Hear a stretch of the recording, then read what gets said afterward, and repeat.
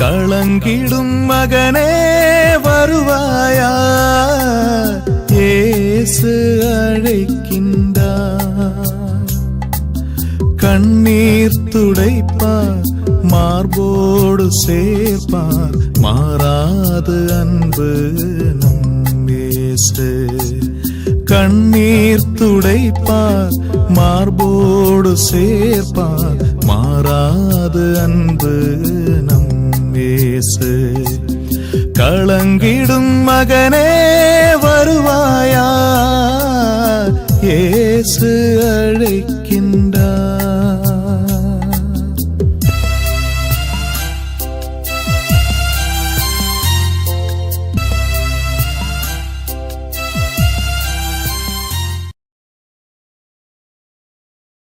இயேசு கிறிஸ்துக்குள் பிரியமானவர்களே, ஆண்டவராக இயேசு கிறிஸ்துவின் பரிசுத்தமுள்ள திருப்பெயரிலே நல்வாழ்த்துக்கள். இந்த விடுதலை நிகழ்ச்சி வழியாக உங்களை சந்திப்பதில் நான் மிகுந்த மகிழ்ச்சி அடைகின்றேன். ஆண்டவர் தந்திருக்கின்ற இந்த கிருபைக்காக ஆண்டவருக்கு நான் உளமாற நன்றி கூறுகின்றேன். பிரியமானவர்களே, இந்த விடுதலை நிகழ்ச்சி நமக்கு ஒரு விடுதலை கொடுக்கிற நிகழ்ச்சியாகவே இருக்கிறது. அநேக சகோதரர்கள் சகோதரிகள் தொடர்பு கொண்டு பேசுகிற பொழுது, நேரில் பார்த்து பேசுகிற பொழுது எங்களுக்கு ஒரு ஆத்மீக வாழ்க்கையில் ஒரு விடுதலையும், பிரச்சனை போராட்டத்தில் ஒரு விடுதலை நான் கண்டோம் என்று சொல்வார்கள்.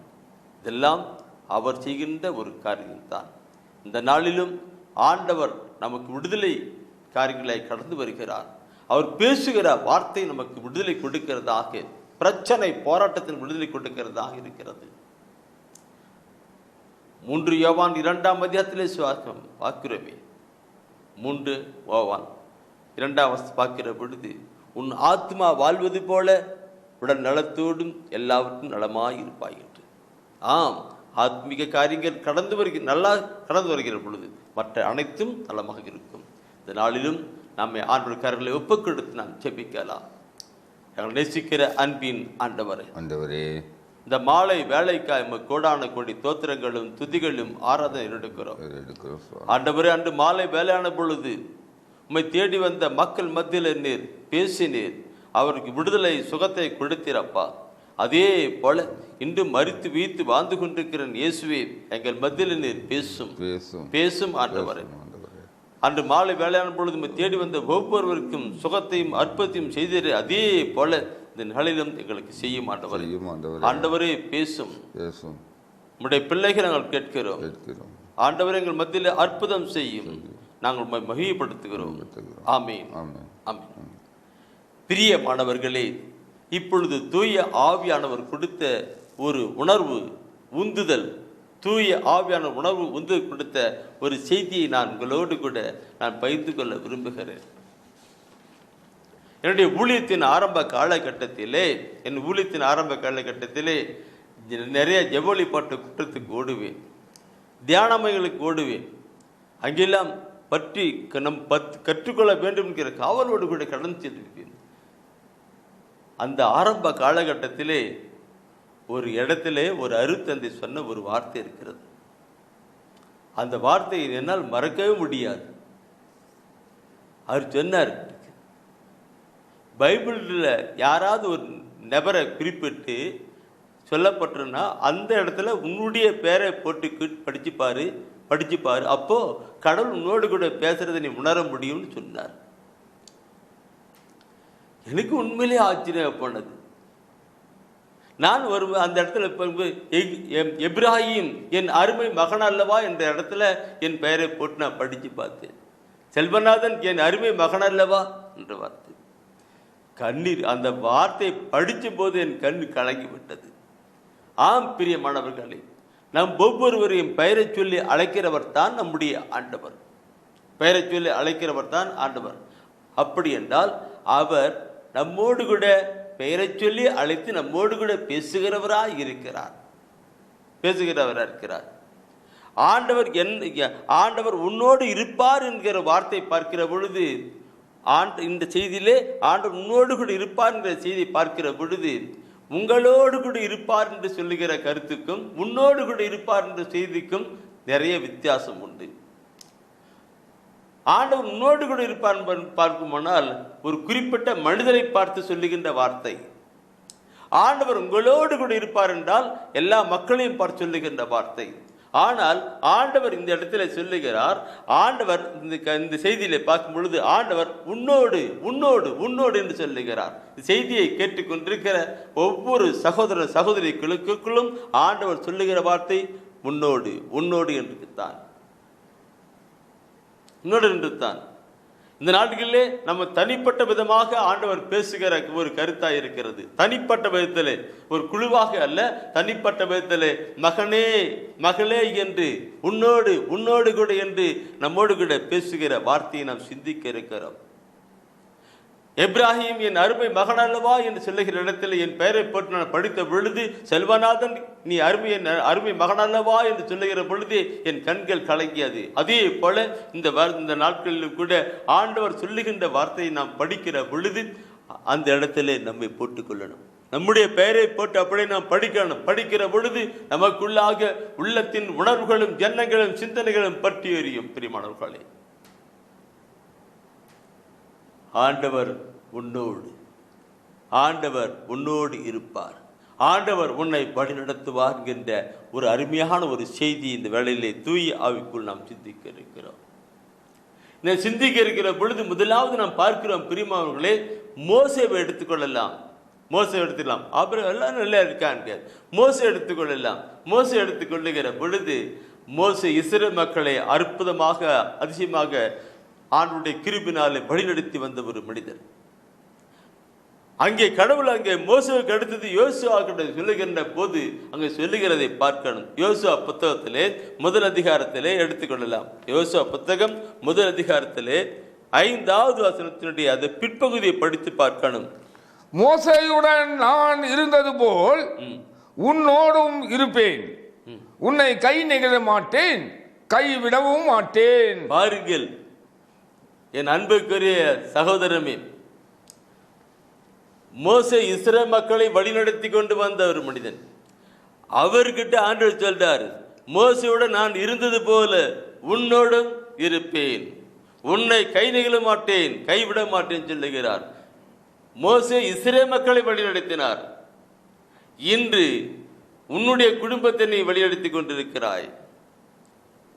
உன்னுடைய குடும்பத்தை, உன்னுடைய தொழில் நிறுவனத்தை நீ வழிநடத்தி கொண்டிருக்கிறாய்.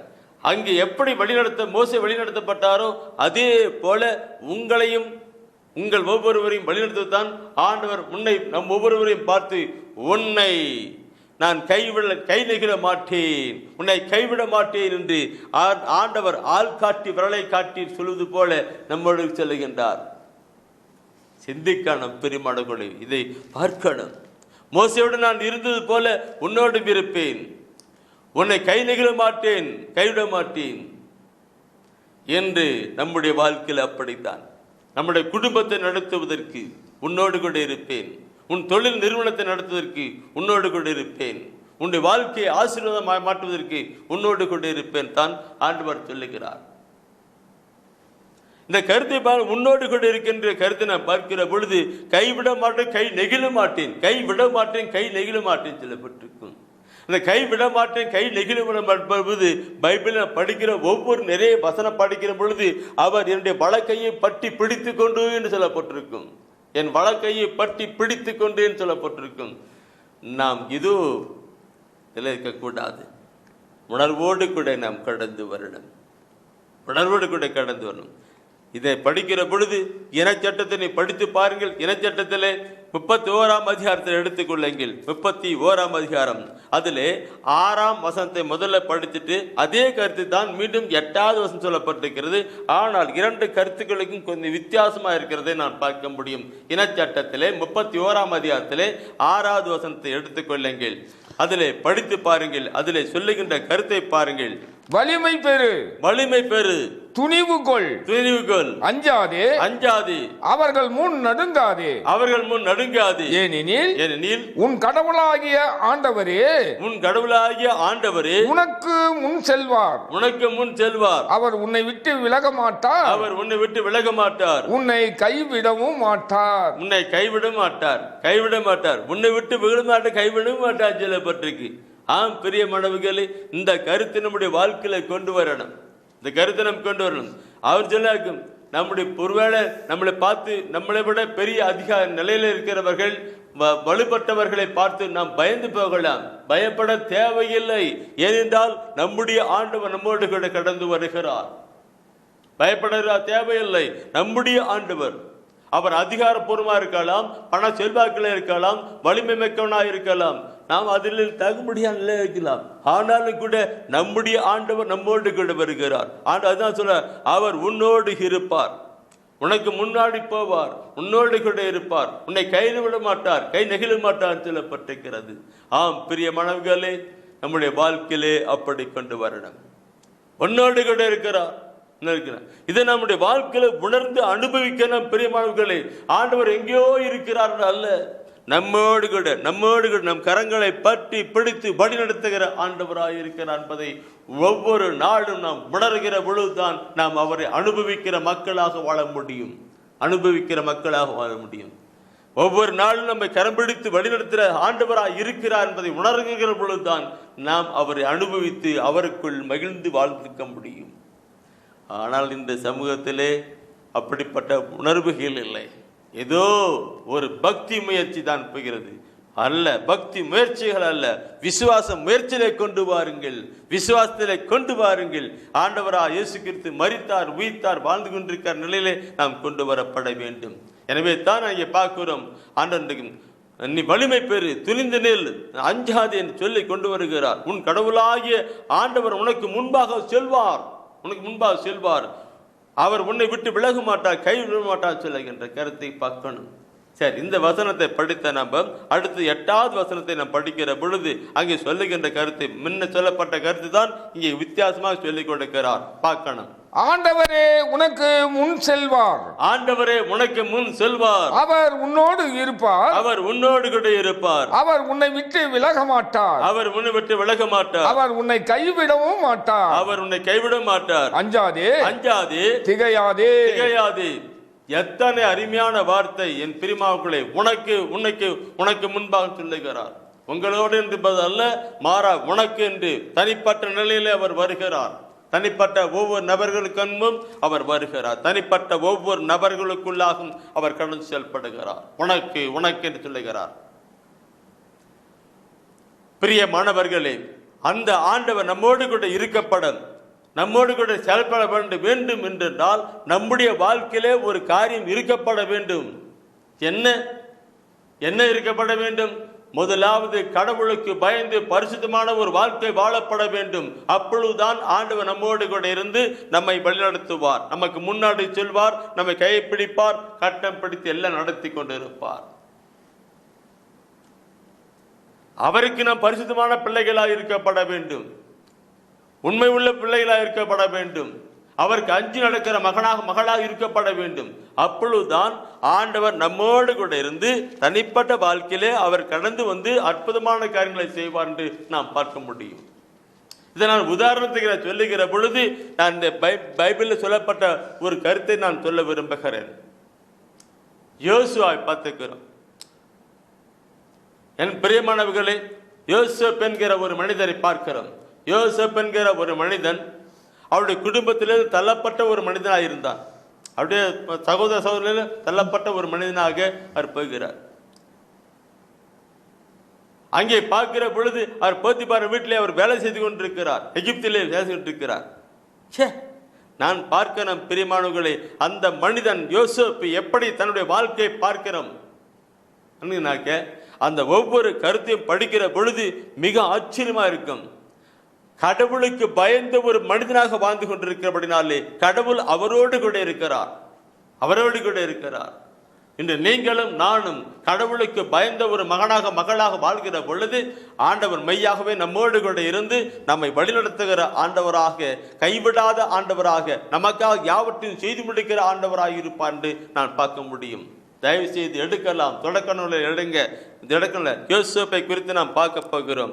தொடக்க நூலிலே 39ஆம் அதிகாரத்தை எடுங்க. தொடக்க நூல் 39ஆம் அதிகாரத்தை எடுத்து படித்து பார்க்கலாம். அதில் யோசேப்பை குறித்து மிக அழகாக சொல்லப்பட்டிருக்கிற வார்த்தை எனக்கு மிக பிடித்தமான ஒரு கருத்தாகவும் எல்லாருக்கும் பிடித்தமான கருத்தாகவும் இருக்கிறது. பார்க்கணும்.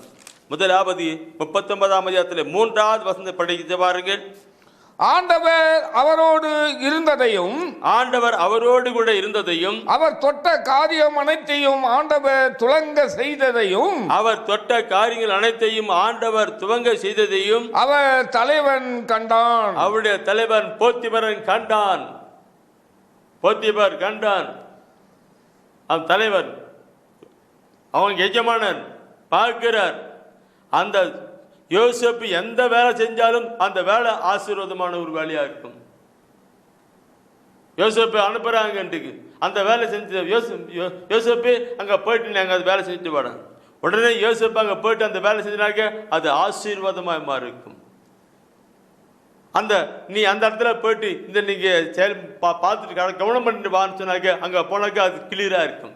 என்ன காரியங்களை அனுப்புறாரு யோசேப்பு அனுப்புறாங்களோ அதெல்லாம் ஆசீர்வாதமாக இருக்கும். இதை யார் பார்க்கிறது? அவருடைய தலைவன் பார்க்கிறார்.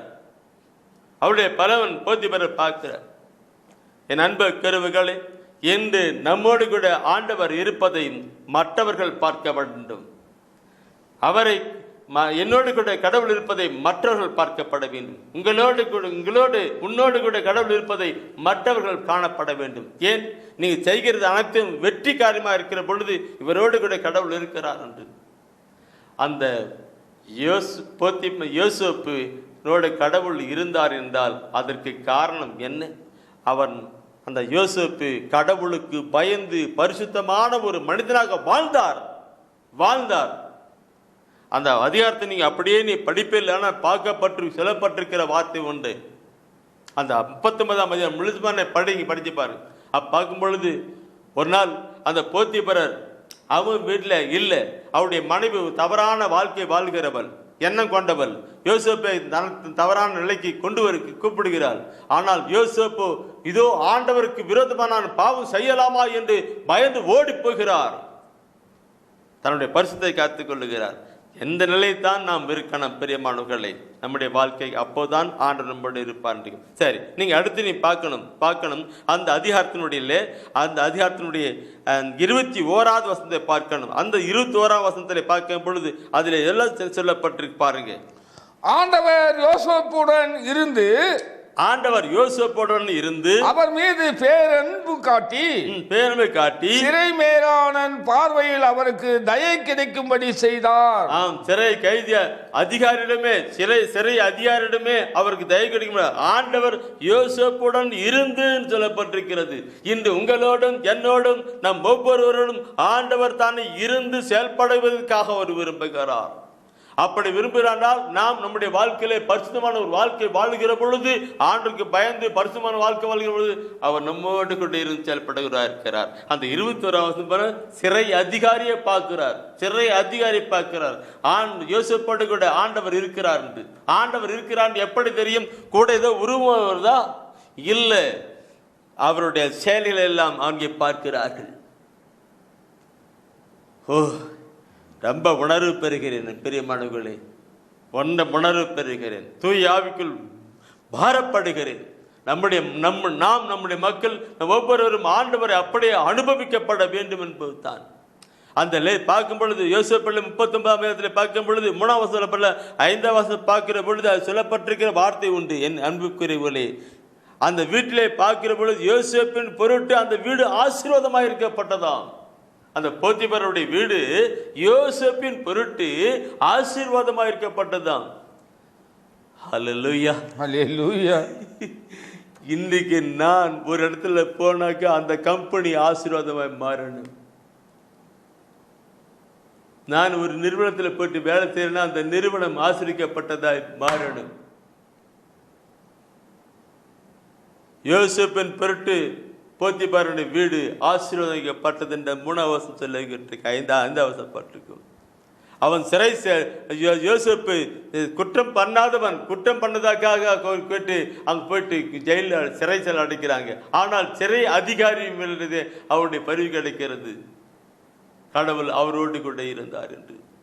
நாம் ஒவ்வொன்றும் சிந்திக்கணும் பிரியமானவர்களை, இப்படி ஒவ்வொன்றும் சிந்தித்து பார்க்கணும் எப்படி என்று இருக்கும். அதே நிலையில பார்க்கும் பொழுது அடுத்து 23வது வசனத்தை படித்து பாருங்க. 23வது வசனத்தை படித்து பாருங்க. அது என்ன சொல்லப்படுகிறது? ஆண்டவர் யோசேப்புடன் இருந்தார். ஆண்டவர் யோசேப்போடு கூட இருந்தார். அவர் செய்த யாவற்றிலும் வெற்றி அளித்தார். அவர் செய்த அனைத்து யாவற்றிலும் வெற்றி அளித்தார். அந்த சிறைச்சாலையிலே அந்த யோசேப்போடு கூட ஆண்டவர் இருந்தார். சிறைச்சாலையிலே யோசேப்பு சிறைச்சாலையில் இருக்கிறார். சிறைச்சாலையிலே ஆண்டவர் இருக்கிறார். ஆண்டவர் என்ன குற்றம் பண்ணாரு? யோசேப்போ குற்றம் பண்ணல, அதனோடு கூட யோசேப்பு இருக்கிறார். பார்க்கணும், சிந்திக்கணும், தியானிக்கணும், வாழ்வாக்கி கொள்ளணும். பிரிமா உங்களை ஆண்டவர் யோசேப்போடு இருந்தால அந்த சிறைச்சாலை யோசேப்பு என்ன வேலை செய்யறாரோ அதெல்லாம் ஆசீர்வாதம் வெற்றியா இருந்தது. அப்போ சிறை அதிகாரி பார்க்கிறாரு, பரிவு கொண்டு அந்த இவனுக்கு வேலை கொடுக்கிறாங்க. நம்முடைய வாழ்க்கையிலும் ஆண்டவர் நம்மோடு கூட இருக்கணும். ஆண்டவர் நம்மோடு கூட செயல்பட வேண்டும் என்றால் நான் சொல்லுகிறது தான், பைபிளில் சொல்லப்பட்டது தான். நாம் பரிசுத்தமான ஒரு வாழ்க்கை வாழ வேண்டும். ஆண்டவருக்கு உண்மை உள்ள மகளாக வாழப்பட வேண்டும். ஆண்டவருக்கு பிரியமான மகளாக வாழ வேண்டும். பாவத்தை விட்டு பரிசுத்தத்திலே கடந்து வருகிற பொழுது அவரோடு கூட ஐக்கியமாகிற மகளாக இருக்க முடியும். எனவே தான் நாம் பார்க்கிறோம், இந்த 2 குறிப்பேடு பத்தத்திலே 15ஆம் அதிகாரத்திலே 2வது வசனம் ஒரு அருமையான ஒரு கருத்து சொல்லப்பட்டிருக்கிறது.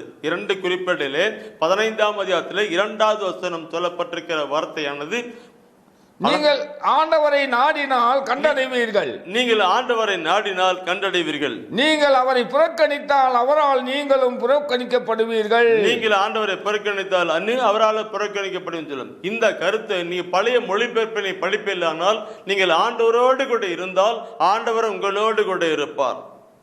நீங்கள் ஆண்டவரை விட்டுவிட்டால் அவர் உங்களை விட்டு விடுவார் என்ற ஒரு வார்த்தையோடு கூட இருக்கிறது. நீங்கள் ஆண்டவரோடு கூட இருந்தால் ஆண்டவர் உங்களோடு கொடுப்பார். நீங்கள் ஆண்டவரோடு இருந்தால் ஆண்டவர் உங்களோடு கூட இருப்பார் என்றால் ஆண்டவரோடு எப்படி இருக்கப்பட முடியும்? பரிசுத்தத்திலே தான் அவரோடு கூட இணைந்திருக்க முடியும். பாவ வாழ்க்கை வாழ்கிற மனிதன் அவரோடு கூட கடந்து போக முடியாது, அவரோடு கூட இணைய முடியாது. எனவே தான் நீங்கள் அவரோடு கூட இணைந்திருந்தால், பரிசுத்தத்திலே அவரோடு கூட இணைந்திருந்தால் அவர் உங்களோடு கூட இணைந்திருப்பார். நீங்கள் அவரை விட்டுவிட்டால், வாழ்க்கை செய்து அவரை விட்டுவிட்டால் அவரும் உங்களை விட்டு விடுவார் என்று அந்த வார்த்தை சொல்லப்பட்டிருக்கிறது. அப்படி என்றால் நம்முடைய வாழ்க்கையில பரிசுத்தம் வேண்டும் பெருமானவர்களே. பரிசுத்தம் நாம் எல்லாம் பரிசுத்தராவதே நம் தெய்வத்தின் திரு சித்தம். பரிசுத்தம் இல்லாமல் ஆண்டவரை யாரும் காண முடியாது, அனுபவிக்க முடியாது. ஆண்டவர் நம்மோடு கூட, ஆண்டவர் உன்னோடு கூட இருப்பார், நடப்பார், கைவிட மாட்டார், செயல்படுவார், முன்னே செல்வார் என்றால் நாம் ஒவ்வொருவரும் ஆண்டவருக்குள்ளாக பரிசுத்தமான ஒரு வாழ்க்கை வாழ வேண்டும். என் அன்பு குருளே, எனக்கு நான் தொடக்கத்திலே சொன்னல்லவா, நான் ஒரு தியானத்தில் போகிற பொழுது அங்கே சொன்னாங்க, இந்த வசனத்தை நீங்க பேரை போட்டு வாசிங்க சொன்னாங்க. அந்த வார்த்தையை படித்த உடனே என்னுடைய உள்ளம் கலங்கி போனது. என்னுடைய வாழ்க்கையை நினைத்து பார்த்தேன்.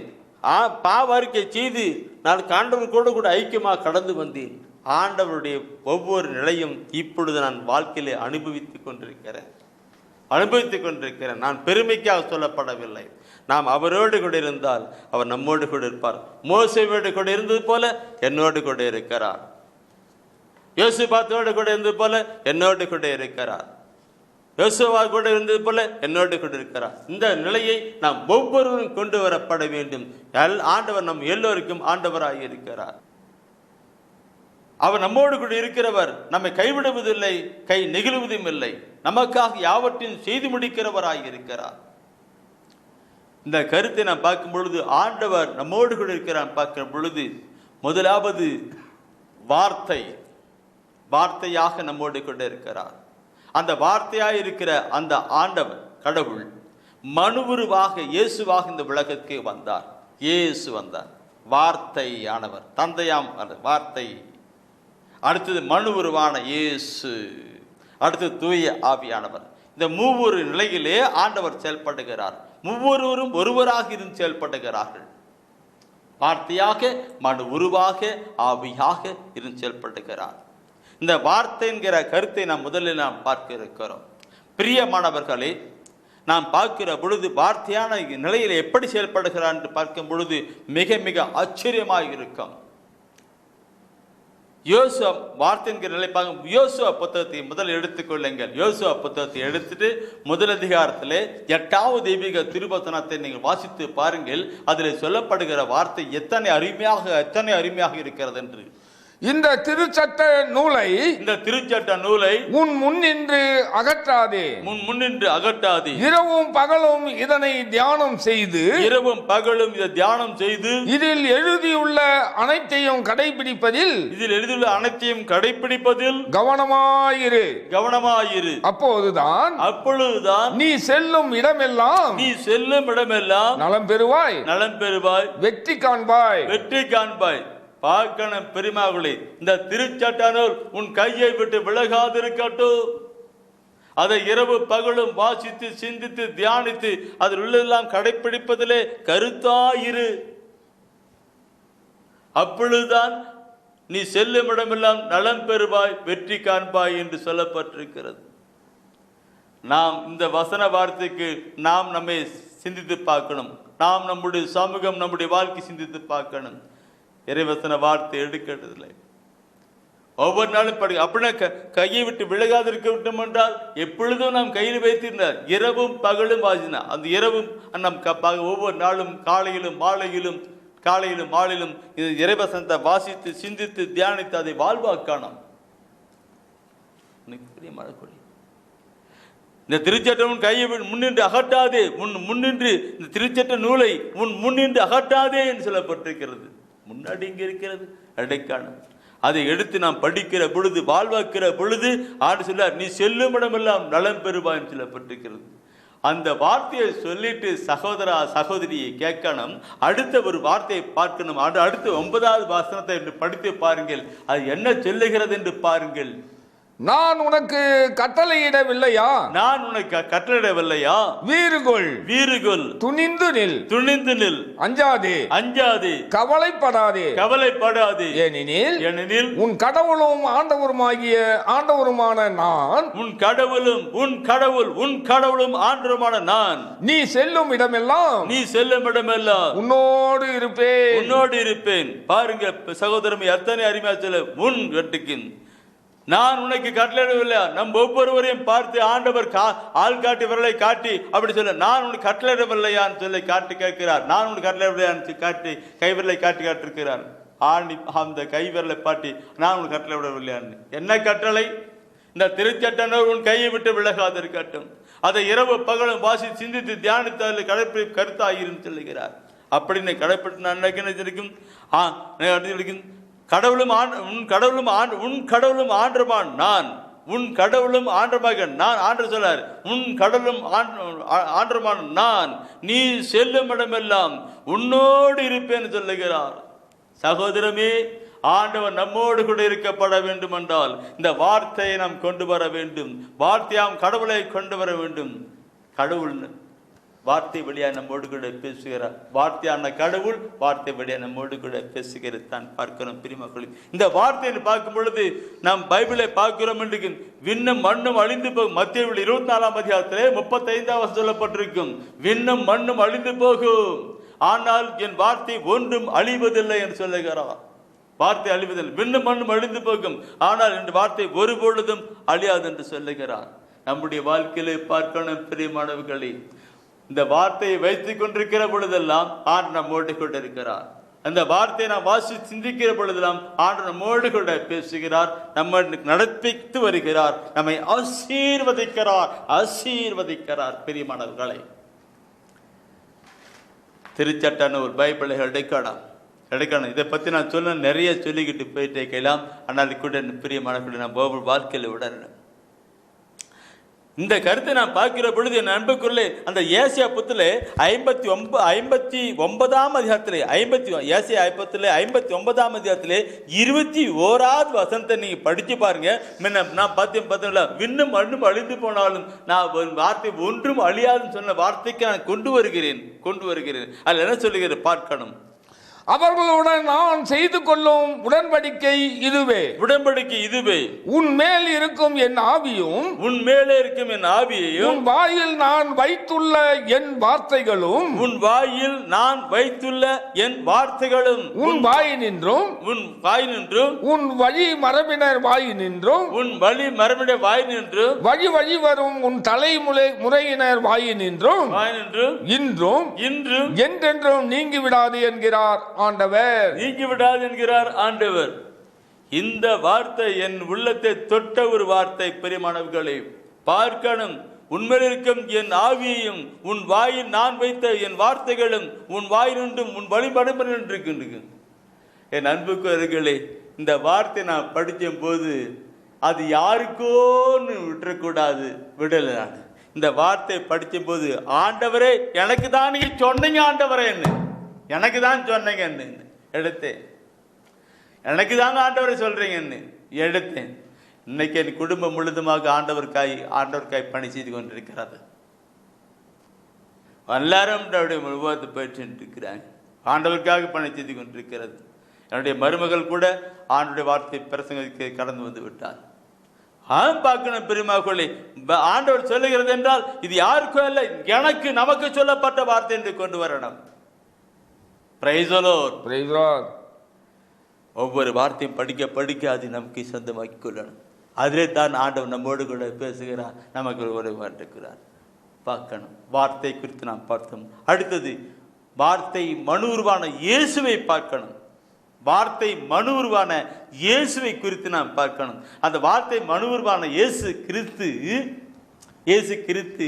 அவர் சொல்லுவது பாருங்க, எப்படி அருமையான கருத்துன்னு பார்க்கும். மத்தேயு 18ஆம் அதிகாரத்திலே 19-20 வசனத்தை நீங்க பார்க்கிற பொழுது அதுல 20வது வசனம் சொல்லப்பட்டிருக்கிற வார்த்தை உண்டு.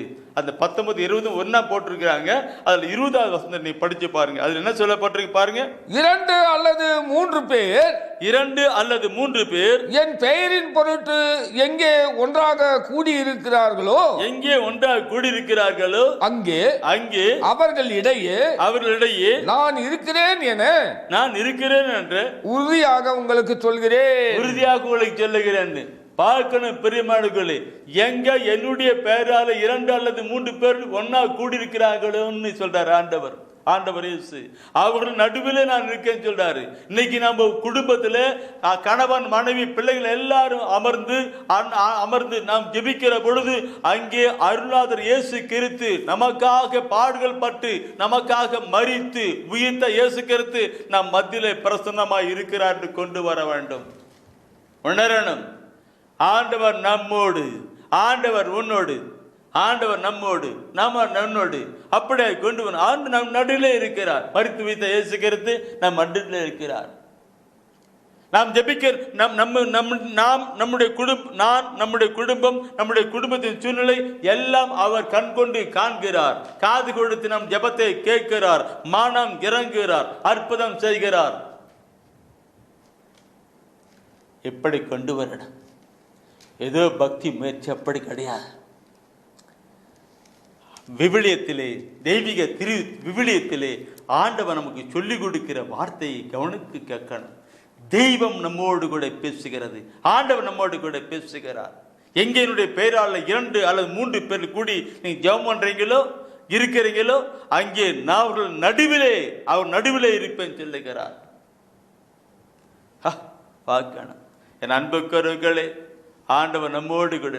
சரி, இந்த கருத்தோடு கூட கொண்டு போகிறேன். சீடர்களை அனுப்புகிறார். எல்லாத்தையும் போயிட்டு நற்செய்தி அறிவிங்க சொன்னார். நற்செய்தி சொல்லிட்டு கொடுக்கும்பொழுது அந்த மத்தேயுவில கடைசி அதிகாரத்தில் சொல்லும்போது கடைசி அந்த 20வது வசனம் சொல்லப்பட்டிருக்கிற வார்த்தை பார்க்கணும். மத்தேயு 28ஆம் அதிகாரத்திலே 20வது வசனம் சொல்லுகிறது. என்னது பார்க்கணும் இருக்கு. நான் உங்களுக்கு கட்டளையிட்ட யாவற்றையும் கற்பியுங்கள். இதோ உலகம் முடியும் வரை என்னாலும் நான் உங்களுடன் இருக்கிறேன் என்று கூறினார். நான் உங்களோடு உலகம் முடியும் வரை என்னாலும் உங்களோடு கூட இருக்கிறேன், உலகம் முடியும் வரை என்னாலும் உங்களோடு கூட இருக்கிறேன் சொன்னார். பிரியமானவர்களே, அந்த ஆண்டவர் இயேசு கிறிஸ்து நம்மோடு கூட இருக்கிறார். மரித்து உயிர்த்த இயேசு கிறிஸ்து நம்மோடு கூட இருக்கிறார். இதை நான் சொல்லுகிற பொழுது என் அன்புக்குரியவர்களே, நல்லா நாம் சிந்திக்க வேண்டிய ஒரு கருத்து இருக்கிறது. என்ன ஆண்டவரா இயேசு கிறிஸ்து திருவிருந்து வைக்கிறார், உணவு வைக்கிறார். அந்த வேளையில அவர் அப்பத்தை எடுத்து அவர் சொல்லுகிறார், இது என் உடல், என் நினைவாக செய்யுங்கள் என்று. அந்த அப்பத்தை எடுத்து இது என் உடல், என் நினைவாக செய்யுங்கள் சொல்லுகிறார். ரசத்தை எடுத்து இது என் ரத்தம், இது என் ரத்தம், இதை நீங்கள் பருகுங்கள் என்று சொல்லுகிறார். நாம் திருவிதை பார்க்கிறோம். உடலும் ரத்தமாக ஆண்டவராக இயேசு கிறிஸ்து வாழ்கிறதை நாம் நற்கருணையிலே பார்க்கிறோம். நற்கருணைகளை உடலும் ரத்தமாக வாழ்வது இங்கே நாம் பார்க்கிறோம். முன்ன பார்த்து ஒரு ஆவிக்குரியத்திலே, இங்கே பார்க்கிறது உடலும் ரத்தமாக இருக்கிறது. தெய்வீக திருப்பலியிலே, நற்கருணை ஆராதனை வேலையிலே ஆண்டவர் இயேசு கிறிஸ்து பிரசன்னமாக இருக்கிறார். யோவான் நட்சத்திரத்தை பார்க்கிற பொழுது அதில் 6ஆம் அதிகாரத்திலே 53 முதல் 55, 56 வசனத்தை அழகா படிச்சு பாருங்க சகோதரமே. எடுங்க, படிங்க, குறிச்சு வச்சு படிங்க, படிங்க. இன்னைக்கு ஆண்டுடைய வசன வார்த்தை அப்படியே சொல்லிக்கிட்டு இருக்கிறேன்.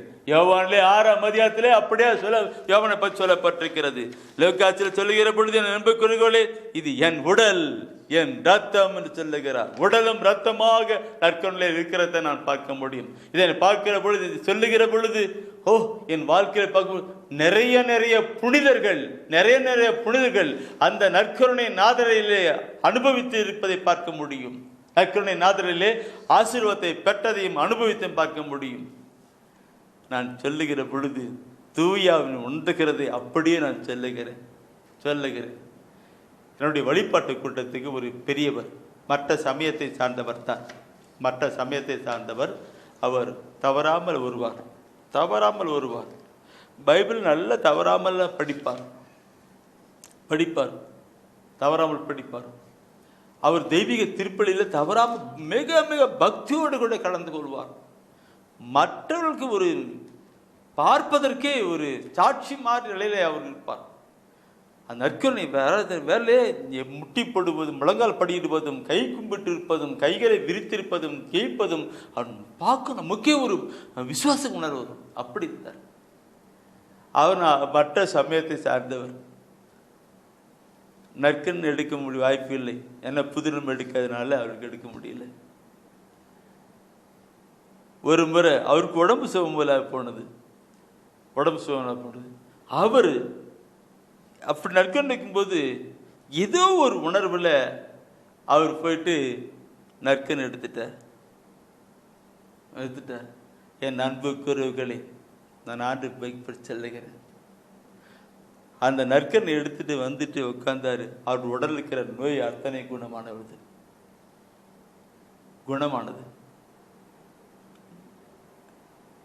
அந்த நிலையை பங்கு தந்தையிடம் போயிட்டு சொன்னார், ஃபாதர், நான் ஒரு தப்பு பண்ணிட்டேன், தவறு செஞ்சிட்டேன். என்னங்க செய்ய, நான் இன்னும் புதுநன்மை வாங்க திருள் இல்லை, ஆனால் கூட நான் நம்ம வாங்கணும்னு சொல்லிட்டு என் உணர்வுகளை எடுத்துட்டேன், வந்துட்டேன். ஐயோ, எல்லாம் தவறாச்சு. என்னங்க தவறுன்னு தெரியும், ஆனால் கூட எடுக்கணும்னு எடுத்தேன். என் உடலில் இருக்கிற எல்லா நோய்களும், நான் இப்படி தான் நோயோடு கூட இருந்தேன், இப்போ என் நோயில் ஈகிடுச்சு ஆண்டவர். அந்த தந்தை சொன்னார், இது நான் சொல்கிற சட்டம், ஆனால் சட்டத்துக்கு அப்பாற்பட்ட நிலையிலே ஆண்டவனுக்கு அர்ப்பணம் பண்ணியிருக்கிறான்னு சொன்னார். அங்கே இருக்கிறவங்க பங்கு பெற எல்லாரும் ஆச்சரியப்பட்டார்கள். ஏன் சொல்லுகிறேன் என்றால், என் அன்புக்குரியவர்களே, ஆண்டவராக இயேசு கிறிஸ்து நற்கருணை வாழ்ந்து கொண்டிருக்கிறார். மனு உருவான இயேசு கிறிஸ்து வாழ்ந்து கொண்டிருக்கிறார். அவர் நாம் தரிசிக்கப்பட வேண்டும், அவரோடு பேசப்பட வேண்டும். அப்ப அவர் நம்மோடு கூட பேசுவார். நான் உன்னோடு கூட இருக்கிறேன், நான் உன்னோடு கூட இருக்கிறேன், உன்னை ஆசீர்வதிப்பேன், உன் குடும்பத்தை ஆசீர்வதிப்பேன், பிள்ளைகளை ஆசீர்வதிப்பேன், உன் பிள்ளைகளுக்கு நல்ல ஆசீர்வாதம் எதிர்காலத்தை நான் தருவேன் என்று ஆண்டவர் நம் ஒவ்வொருவரையும் பார்த்து சொல்லுவார். எத்தனை கருத்து பிரிவாக்குள்ளே பார்க்கணும். இதெல்லாம் ஆண்டவர் அந்த மற்ற சமயத்தை சார்ந்த அந்த சகோதரன் பைபிளை தவறாம படிப்பார். நற்கருணைக்கு ஒரு பயபக்தி விசுவாசமா இருப்பார். அது பங்கு ஃபாதர் கூட தெரியும். ஆனால் அவர் திரும்பிக்கு எடுக்க முடியாத சூழ்நிலை இருந்தார். ஆனாலும் கூட ஆண்டவர் அவருக்கு கிடைச்சார். என் அன்புக்குரியவர்களே, வார்த்தையை இருக்கிற ஆண்டவர் நம்மோடு கூட இருக்கிறார். உன்னோடு நம்மோடு கூட இருக்கிறார். மனு உருவான அந்த ஆண்டவர் நம்மோடு கூட இருக்கிறார். அடுத்தது நான் சொல்லுகிறது தூய ஆவியானவர், பரிசுத்த ஆவியானவர். ஆண்டவராக இயேசு கிறிஸ்து மரித்து உயிர்த்து அவர் விண்ணகம் செல்லுகிற பொழுது அவர் சொன்னார், நான் சென்று தந்தையிடம் பிறந்து பேசி ஆவியானவரை அனுப்புவேன் என்று சொன்னார். அந்த ஆவியானவர் நம்மிலே கடந்து வந்து இருக்கிற நிலைத்தான், நம்மிலே வந்து ஆண்டவரை கொண்டு வந்த அந்த ஆவியானவரை நாம் பார்க்கிற பொழுது யோவான் நற்செய்தியில யோவான் நற்செய்தியில் நிறைய சொல்லலாம். ஆனால் சுருக்கமா என்ன தந்தை மகன் தூயாவியா கடவுளை பற்றி சொல்றது இந்த பைபிள் முழுசுமா கடவுளை பற்றி சொல்லப்பட்டிருக்கு. அது எங்க எப்படி சொல்றது முடியும்? ஆனால் கூட முக்கியமான கருத்துக்களை கூட நான் கைந்து வருகிறேன். யோவான் நற்செய்தியிலே 14ஆம் அதிகாரத்திலே 16, 17 வசனத்தை நாம் எடுத்து படித்தோமானால் அதில் சொல்லப்பட்டிருக்கும், உங்களோடு என்றும் இருக்கும்படி மற்றொரு துணையாளரை உங்களுக்கு தருமாறு நான் தந்தையிடம் கேட்பேன். தந்தை அவரை உங்களுக்கு அருள்வார். அருமையான வார்த்தை 16ஆம் வசனத்திலே பார்க்கிறோம். பிரியமானவர்களே, எங்களோடு என்றும் இருக்கும்படி இருக்கும்படி மற்ற துணையாளரை அனுப்புவேன். துணையாளர் சொல்லப்பட்டு தேற்றவாளன் சொல்ல பரிசுத்த ஆவியானவர் அங்கே வருகிறார். அவர் என்றும் எங்களோடு இருப்பார்.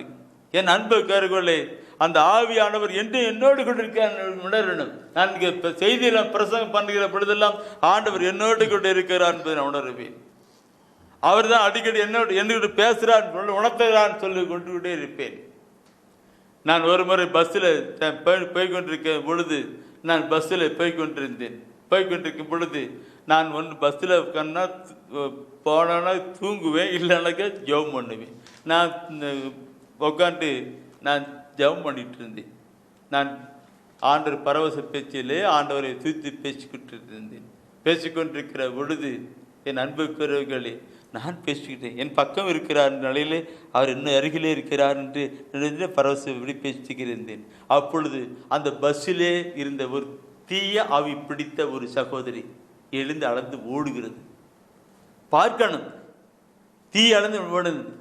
அதில் போட்ட கடைசியில் அவங்களுக்கு அந்த தீயாவிலிருந்து விடுதலை பெற்றுட்டாங்க. எனக்கு நான் ஏன் சொல்லுகிறார், நாம் எங்கே சென்றாலும் எப்பொழுது சென்றாலும் எங்க இடத்துல இருந்தாலும் அவர் நம்மோடு கூட இருக்கிறார்னு சொல்லப்பட்டிருக்கிறது. அந்த வசனத்தை அடுத்த வசனத்தை படிச்சு பாருங்க, 17ஆம் வசனம் படிச்சு பாருங்க. என்ன சொல்லப்பட்டிருக்கு?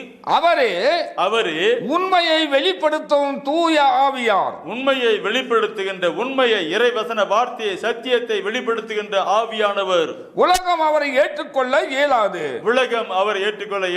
ஏனெனில் அது அவரை காண்பதும் இல்லை, அறிவதும் இல்லை. ஆனால் நீங்கள் அவரை அறிந்திருக்கிறீர்கள். ஏனெனில் அவர் உங்களோடு தங்கி இருக்கிறார். உங்களுக்கு உள்ளும் இருக்கிறார். எத்தனை அருமையான வசன வார்த்தைகளை பாருங்கள் சகோதரமே. என்ன சொல்லுகிறது பார்க்கணும். உலகம் அவரை அறியாது. அவர் கண்கு பார்வைக்கா ஒரு உருவமா இல்லை. அவர் ஆவியா இருக்கிறார். உலகம் அவர் அறியாது. ஆனால் நீங்களோ அவரை அறிவீர்கள். ஏனென்றால் அவர் உங்களோடு கூட இருக்கிறார், உங்களுக்குள்ளும் இருக்கிறார். இதை நம்முடைய வாழ்க்கையில் அனுபவிக்கணும் சகோதரமே. இதை நம்முடைய வாழ்க்கை உங்களோடு சொன்னார். இந்த ஆண்டவர் சொன்னார், உன்னோடு அந்த ஆவியான கடவுள், அந்த ஆவியான தேவன், ஆவியான கடவுள் உன்னோடு கூட உனக்குள்ளாக இருக்கிறார் என்று அவனுக்கு வெளிப்படுத்துகிறார். நம்முடைய வாழ்க்கையிலே ஆண்டவரை கொண்டு வரணும். வார்த்தை மனுவுரு ஆவியான அந்த உன்னதமான கடவுளை கொண்டு வருகிற பொழுது நம்முடைய வாழ்க்கை ஆசீர்வாதமான வாழ்க்கையாயிருக்கும். ஆண்டவரை அனுபவிக்கிற ஒரு வாழ்க்கையாயிருக்கும். அனுபவித்து மகிழ்கின்ற ஒரு வாழ்க்கையாயிருக்கும். அதற்காகத்தான் ஆண்டவர் இந்த நாளில் இப்படிப்பட்ட ஒரு செய்தியை கொடுக்கும்படியாக தூய ஆவியிலே உந்தப்பட்டார். களங்கிடும் மகனே வருவாயா, இயேசு அழைக்கின்றார். கண்ணீர் துடைப்பார், மார்போடு சேர்ப்பார், மாறாது அன்பு நம் இயேசு. கண்ணீர் துடைப்பார், மார்போடு சேர்ப்பார், மாறாது அன்பு நம் இயேசு. களங்கிடும் மகனே வருவாயா, இயேசு அழைக்கின்றார்.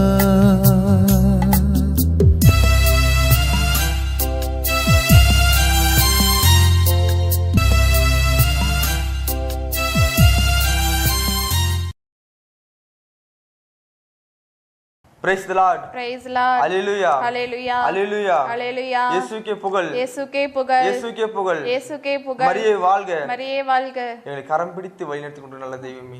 ஸ்துதிக்கிறோம் ஆண்டவரே. ஸ்துதிக்கிறோம் ஆண்டவரே. ஸ்தோத்திரிக்கிறோம் ஆண்டவரே. நன்றி செலுத்துகிறோம் ஆண்டவரே. பசும்புல் மேய்ச்சலில் அழைத்து சென்று கண்மணி போல காத்து ஆசீர்வதித்து நாங்கள் எந்த பக்கம் போனாலும் எங்கள் துணையா இருக்கின்ற தெய்வம் நீரே ஆண்டவரே. ஸ்துதிக்கிறோம் ஆண்டவரே. ஸ்தோத்திரிக்கிறோம் ஆண்டவரே.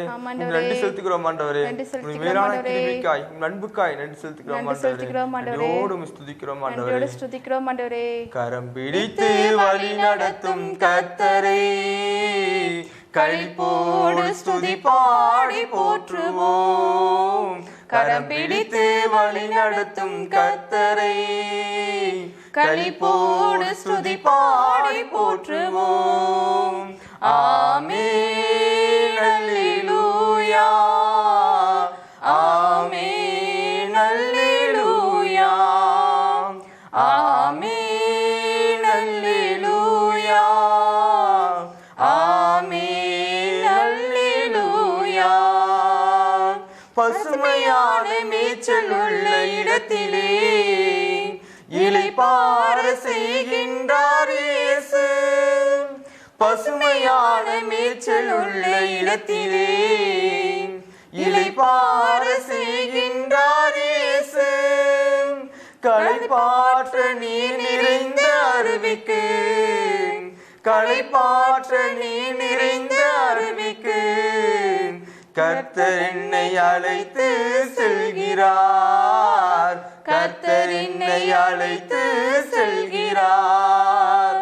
ஆமென் அல்லேலூயா, ஆமென் அல்லேலூயா, ஆமென் அல்லேலூயா, ஆமென் அல்லேலூயா.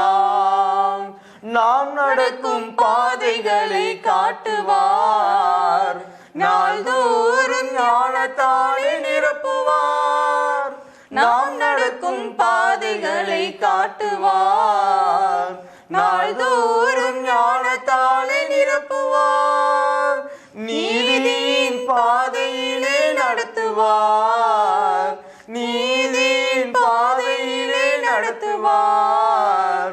நிழல் போல நம் வாழ்வை தொடருவார், நிழல் போல நம் வாழ்வை தொடருவார். ஆமென் அல்லேலூயா, ஆமென் அல்லேலூயா, ஆமென் அல்லேலூயா, ஆமென் அல்லேலூயா. எந்த பக்கம் போனாலும் உடனிருந்து இதுதான் வழி என்று பேசுவார்.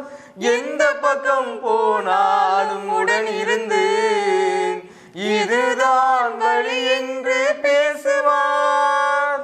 இறுதி வரை எப்போதும் நடத்துவார், இறுதி வரை எப்போதும் நடத்துவார். இயேசு நாமம் வாழ்க என்று வாழ்த்துவோம், இயேசு நாமம் வாழ்க என்று வாழ்த்துவோம். ஆமென் அல்லேலூயா, ஆமென் அல்லேலூயா.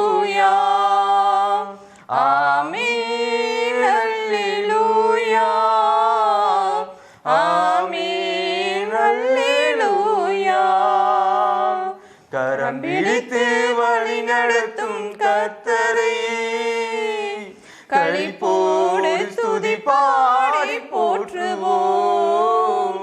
கரம் பிடித்து வழி நடத்தும் கர்த்தரை களிப்போடு ஸ்துதி பாடி போற்றுவோம்.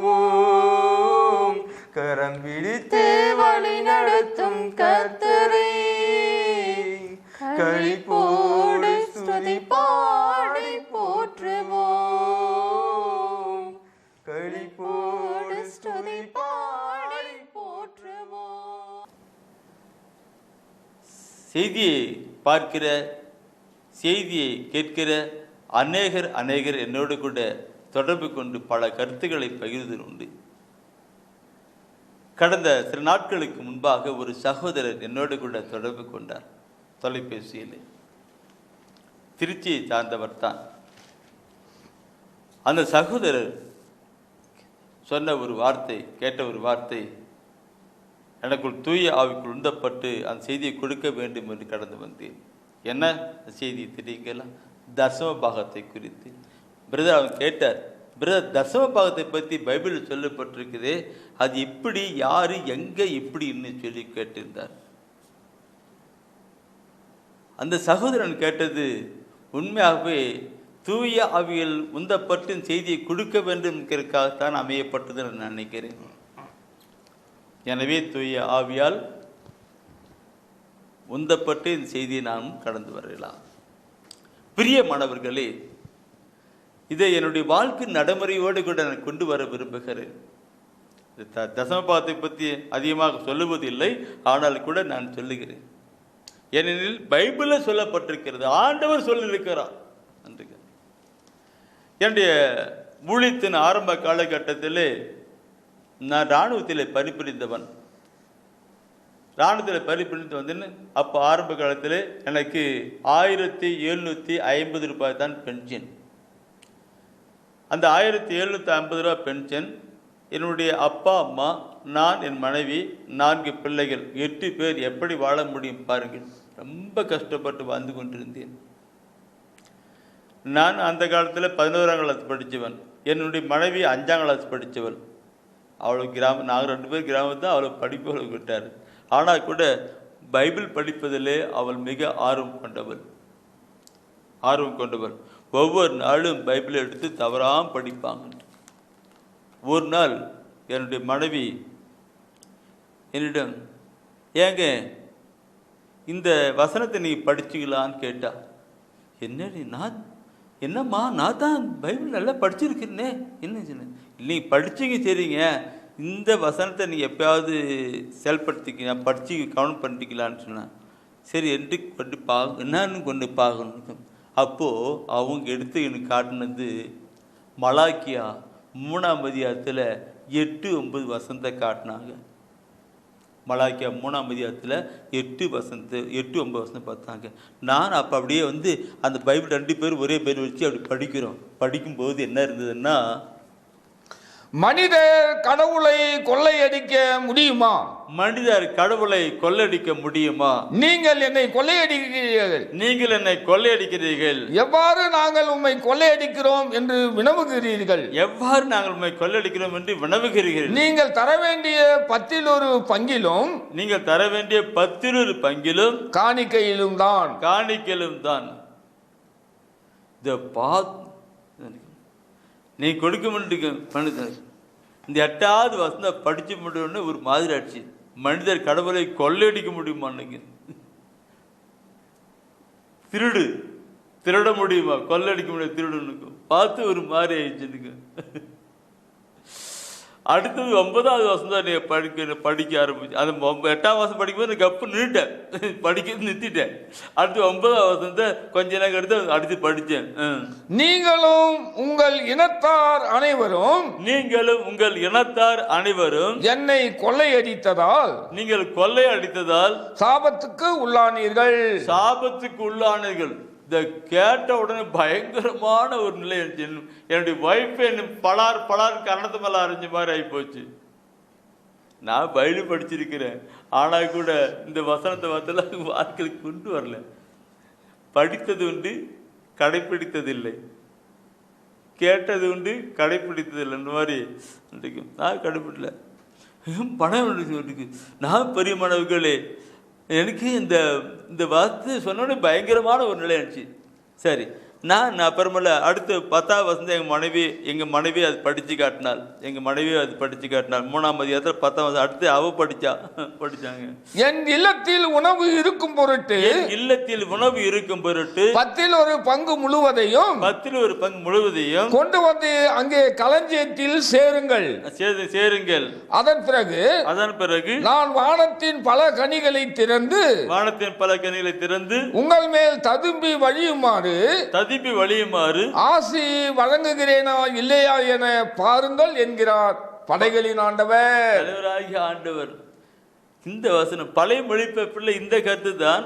அதில் என்ன சொல்லப்பட்டிருக்க, என் இல்லத்திலே உணவு இருக்கும் பொருட்டு நீங்க கொண்டு கொடுங்க, அப்பொழுது வானத்தின் கதவுகளை திறந்து பொங்கி விழும்படி ஆசீர்வதிக்கிறேன் என்று சோதித்து பாருன்னு இருக்கும். பழைய மொழிபெயர்ப்பு சோதித்து பாருன்னு சொல்லப்பட்டிருக்கும். போன்றிருக்கு அவங்க சோதித்து பாருட்டு என் மனைவி சொன்னது எனக்கு சொல்ற மாதிரி தெரியுது. என் அன்பு கருவுகளை, என்னுடைய மனக்கண்களை, அறிவு கண்களை என் ஆண்டவர் என்னுடைய மனைவி வழியாக திறந்து கொடுத்தார்.